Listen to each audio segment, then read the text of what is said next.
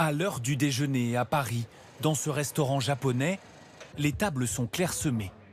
Très peu de sushi entre les baguettes, comme si la cuisine nippone ne faisait plus recette. Cette mère de famille est venue surtout pour faire plaisir à sa fille.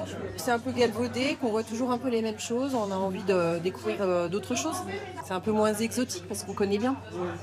Cette autre ancienne mordue de poisson cru le reconnaît. Elle a drastiquement freiné sa consommation. On avait des sorties sushi avec mes amis et on en avait au moins une par semaine. Donc effectivement, alors que maintenant, on en fait plutôt 2 par mois. Selon une étude récente, le nombre de sushis vendus en France a diminué de 30% en moins de 2 ans. Ce chef japonais est arrivé en 2010 à l'apogée du sushi dans notre pays. Il explique ce désamour, notamment par une hausse des prix du saumon, du thon et de l'avocat, qui alourdit sa facture. Sushi, c'est plus à la mode en fait. Le prix, tout est cher maintenant. Donc, ouais. Même nous, on utilise des produits japonais qui viennent du Japon, donc forcément, le prix augmente beaucoup. Ouais. Nous avons choisi de faire le test pour comparer les quantités.